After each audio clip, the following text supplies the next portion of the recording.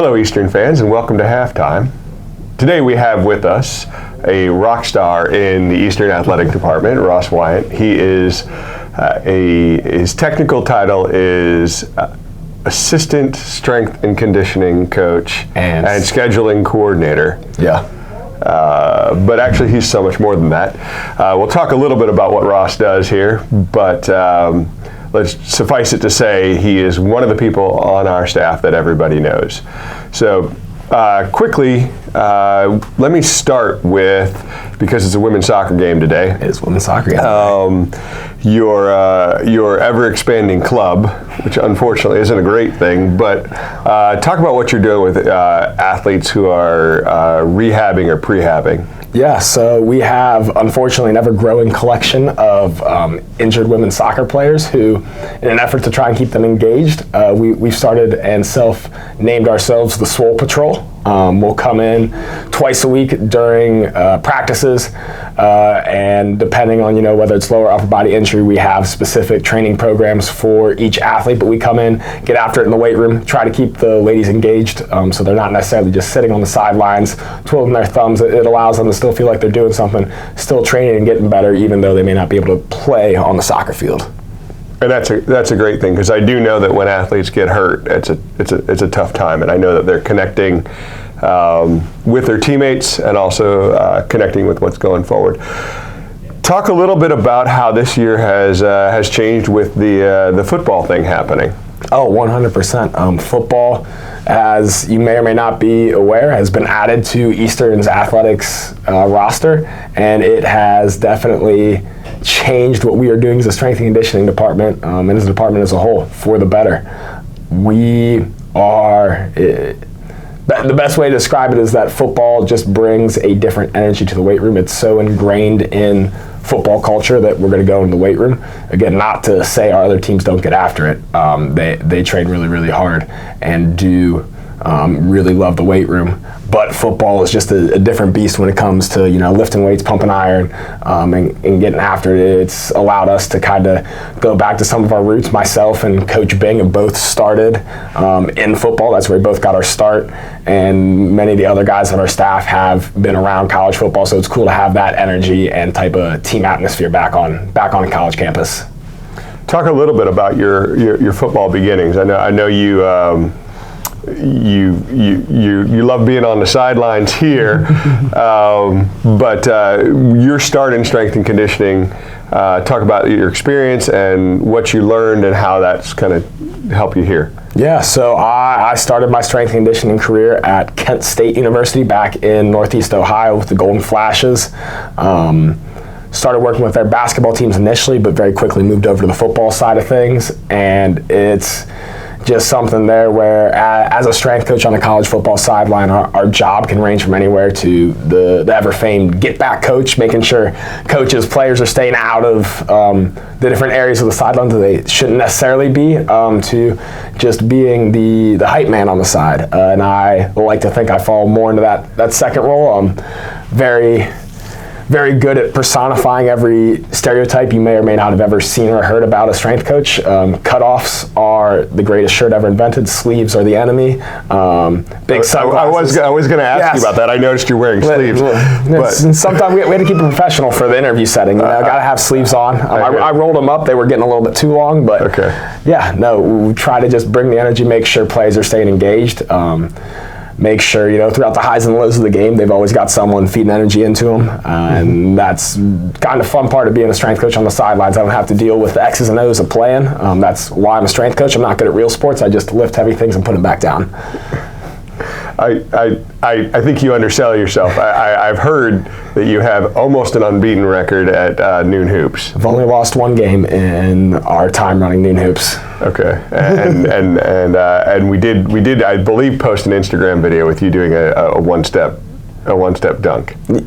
Sometimes an old dog can do new tricks, or a blind squirrel finds a nut. But occasionally we can do. You just got to be able to do one thing good one time. That was weird when the lights just flashed there. It did. back to your job on the football team. You also have this clause in your contract called other duties as assigned. Yes. Talk about some of the other stuff you get to do. Oh, let's start with this laundry list. How much time do we have? Well, no, actually, let's not do the laundry list. What other duties is assigned? Maybe what's kind of the most interesting and random thing, non-strength coachy thing you get to do? I mean, there's game management. That's always fun. Set up, tear down of that. Within that, though, I think the most fun thing I get to do in my other duties as assigned clause in my contract is oftentimes get to run the music at all of Eastern University's games, and I would venture to say that the Eastern University strength staff has curated the greatest musical playlist ever assembled on planet Earth. Played at every halftime or intermission of every single one of our athletics events, and untouchable. It's untouchable. You can go anywhere on the planet, any DJ, any musical studio, they can't touch us. It sounds like an MC Hammer song. And I would agree. We do actually have some random times where it's not the strength staff's mix that gets out there, and it frustrates me a lot because we have this great mix and it doesn't always get played, but when it does, we benefit. Brings the house down. Other quick question about the weight room strength staff kind of thing. Your new space over at Valley Forge. Mm-hmm. Talk about the process of getting that together, both the planning and the actual physical implementation of that process, as it impacted you and the rest of the strength staff. Yeah, no, the actual building of that space was really, really awesome. A lot of people outside of a strength and conditioning realm kind of look at what we do and think of us as meatheads. And well, yes, we are meatheads. There is a little bit of brain power behind us, not a lot, but a little bit. So me and Coach Bing being able to sit down and to design how we wanted the room to be laid out, considering different aspects of, okay, how can we lay out the room so if we need to, we can have 2, 3, even 4 teams up there, how we can get the room to flow properly so that there aren't areas where athletes get hung up if everyone needs to use a barbell or use a certain piece of machinery or dumbbells. Looking at the layout, the equipment that's in there is just an awesome. We worked with a couple different companies to put together a room that really serves the needs of all of our athletes on campus, from our football team to our golfers. The actual process itself of getting the stuff here has been an adventure. We'll put it kindly. Just as everyone knows, the world is still figuring out how to ship stuff again in the past 2 years, and so we've had different pieces of equipment show up at different times. We were together 2 days before football practice started, assembling racks, making sure that we had a space to lift our fall teams during the preseason camp. Repainting old equipment that we were keeping so that we could use certain equipment in certain spaces up until our new equipment gets here. It's been an exercise in logistics for sure. And an exercise, true, right? Because you did get to pick up some stuff and set it down. Yeah, we did. A whole lot of stuff. We got to move over 15,000 pounds of free weights 3 or 4 times, just needing to move them around to make space to build stuff and then reassemble and then move it again. Yeah, I remember that 15,000 pound number, which is a lot. Regardless of how you're doing it, whether you're using wheels or not, it's a lot of weight. The process of working with teams, and I kind of want to finish with this because obviously Eastern Athletics has grown enormously in numbers, and I think the challenge for you guys and for everyone as we grow is to move teams through and to help teams get better, but there's also an individuality to it, right? Like each athlete is different and each athlete needs individual attention. So how do you balance the need to get a whole team lift done or 7 teams through with connecting with individual athletes, which I see you doing really well. I think that's it, but what's the secret to that? I think it comes down first and foremost, coaching is a people business. As much as I want it to be about lifting heavy things up and putting them back down or running really fast and jumping really high, the athletes need to understand that what you're trying to do for them makes them better. That comes down to providing quantitative data that shows them, hey, you're getting faster, you're jumping higher, or you're lifting more weight. Because as much as I'd love for every single one of our teams to start their games with me rolling a barbell out to the field and saying, hey, other team, pick your strongest player, we're going to pick our strongest player, whoever gets to squat 225 for more reps, you get an extra point or a free kick or an extra free throw, something.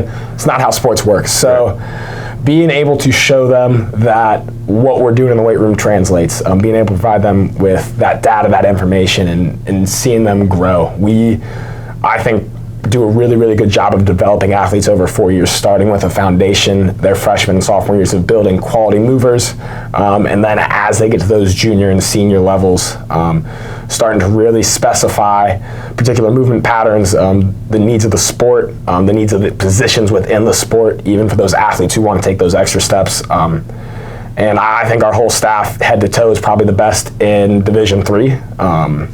And across the board, we just do a great job of, again, trying to relate to those athletes and show them that what we're doing is more than just, hey, let's see how big and strong we can get you, but let's see how what we do really translates to your competition surface. Okay, and two last questions. First, you talked about this a little bit with athletes, but this year we have the Eagle Standard. Talk about what that means, and I think what's cool is it's not just about sports or lifting, but it's about life and being successful in the Eagle Standard. And talk about how that, what happens in those two rooms that we have with the stuff to pick up and set down, translates into life. Yeah, no, for sure. Our Eagle Standard is something I came up with this summer, and our strength staff came up with to try and develop some connection across teams, because we have are we up to 22 sports now? 22. 22 sports on campus right now. And while we all have 22 separate teams, we are all Eastern University athletics. So trying to create some camaraderie there.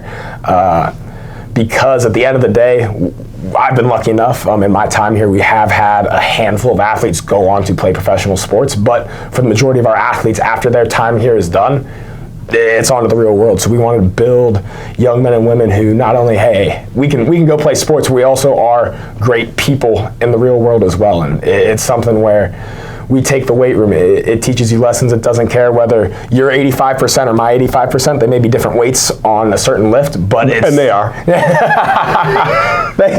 they may be different weights, but that relative intensity is still going to be the same. So that test when you walk into the weight room is going to be, relatively speaking, the same for everyone. And so our Eagle Standard was a way to try to exemplify and highlight those athletes who really go and exceed the standards we want. So our Eagle Standard, the first E stands for energy, give what you have today.